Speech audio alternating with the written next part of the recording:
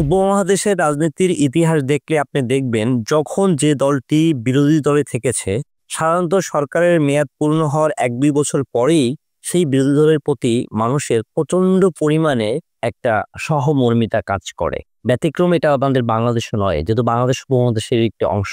কিন্তু আজকের বর্তমান যে বাংলাদেশ, এই প্রেক্ষাপটে চিত্রটা কেমন যেন একটু উল্টো হয়ে যাচ্ছে। কারণ কি?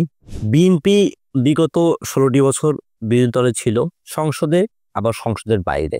সংসদে অনেক সময় জাতীয় পার্টি বিরোধী দল হিসেবে গেছে, কিন্তু আসলে জাতীয় পার্টি ছিল গৃহপালিত একটি বিরোধী দল এবং আওয়ামী লীগের তাদেরকে নিয়ে কোনো চিন্তা ভাবনা ছিল না। যত মাথা ব্যথার কারণ ছিল সেটা হচ্ছে বিএনপি। তাই বিএনপির প্রতি মানুষের যে গত 16 বছরের একটা সহানুভূতি বা সহমর্মিতার ভাব চলে এসেছিল, সেটা বিএনপি বর্তমানে কেন জানি এসে ধরে রাখতে পারলো না। কিন্তু বিএনপি কিন্তু এখনো বিরোধী দল, কারণ তারা কিন্তু সরকারে নেই।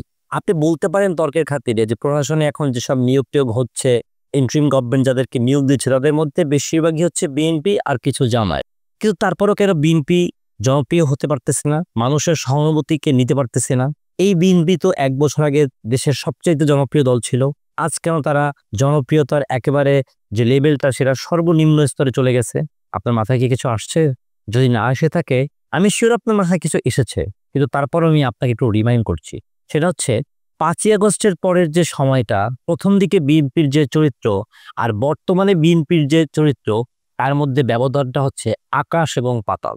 বিএনপি তখন এই শিশু ছাত্ররা, বাচ্চারা, আমাদের কোমলমতি ছোট ভাই বোনেরা তাদেরকে প্রশংসা করতে করতে ভাসিয়েছে যে তাদের জন্যই আমরা আজ মুক্ত হয়েছি, জাতি মুক্ত হয়েছে। কিন্তু এখন বিএনপি এই আন্দোলনের ক্রেডিট তাদের পকেটে পুঁততে যাচ্ছে, যার ফলে মানুষের মধ্যে একটা পারসেপশন হয়েছে যে বিএনপি তো বিগত 16 বছরে শুধু ঈদের পরে আন্দোলন হবে এই এক কথা বলে বলে কাটিয়েছে, কিন্তু বাস্তবে তো বিএনপি কোনো সফল আন্দোলন করতে পারেনি।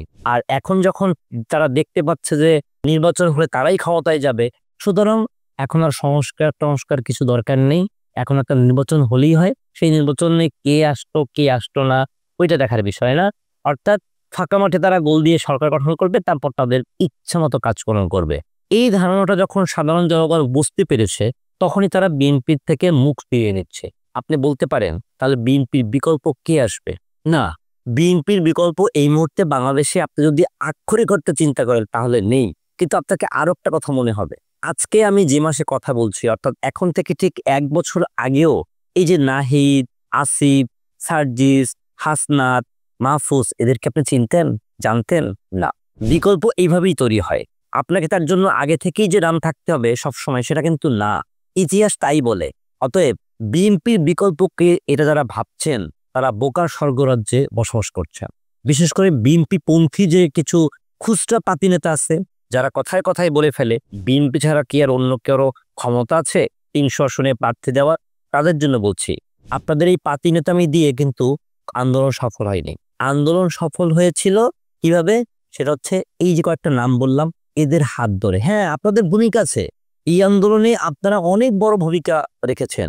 বিগত 16 বছরে আপনাদের উপরে যে পরিমাণে অত্যাচার অন্যায় হয়েছে, সেটা আমরা একবার মানে ভুলে যাইনি, এবং সেজন্যই আমরা আপনাদের প্রতি সহানুভূতি দেখাই। কিন্তু আপনারা কিভাবে এত দ্রুত বছর না পেরোতেই আপনারা আগস্ট মাসে যে বিপ্লবটা হলো, সেইখানকার নেতাদেরকে একেবারে খলনায়ক বানিয়ে দিচ্ছেন, তাদেরকে আপনি চাঁদাবাজ বলছেন, অথচ আপনার নিজের লোকজনরাই চাঁদাবাজি করে শেষ করতে পারতেছে না।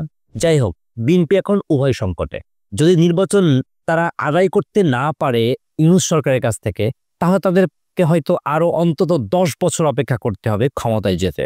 আর যদি তারা মনে করে যে না আমরা আন্দোলনে নামবো, সেক্ষেত্রেও তাদের জন্য অপেক্ষা করছে চরম পরিণতি। কারণ মানুষ বিএনপির সাংগঠনিক শক্তি সম্পর্কে বিগত 16 বছরে ধারণা পেয়ে গেছে।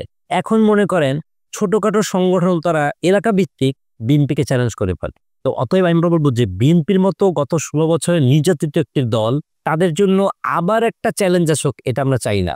সো বিএনপিকে 2 নম্বর পথটায় যেতে হতে পারে। অর্থাৎ সেটা হচ্ছে জাতীয় সরকারের রূপরেখা নিয়ে যে বিভিন্ন কথা বলছে ডক্টর ইউনূসের নেতৃত্বে, সেখানে যদি বিএনপি যায় এবং তাদের কর্মীদেরকে যদি কিছুটা হলেও গলা টিপে ধরতে পারে চাঁদাবাজি, দখলবাজি, টেন্ডারবাজির জায়গা থেকে, তাহলে হয়তো বিএনপি 10 বছর অপেক্ষা না করে 5 বছর পর ক্ষমতায় আসলেও আসতে পারে। বাট নীতি নির্ধারকরা আমার মনে হয় এসব কথা শুনছেন না। তারা বরঞ্চ এখন বিএনপির বিরুদ্ধে যারা কথা বলছেন তাদেরকে নিয়ে প্রচন্ড পরিমাণে ঠাট্টা উপহাস এবং ওই যেটা কথা আছে না যে পাগলকে পাগল বললে পাগল চেতে যায়, তো ওনাদেরকে যখন বলা হচ্ছে এগুলো ওনাদের গায়ে খুব লাগতেছে, সেগুলো গায়ে মাখাচ্ছে এবং তার পরিণতি তারা খুব ভয়ঙ্করভাবে ভোগ করবে। এটা আমি চ্যালেঞ্জ দিয়ে বলে রাখলাম, আপনি লিখে রাখুন।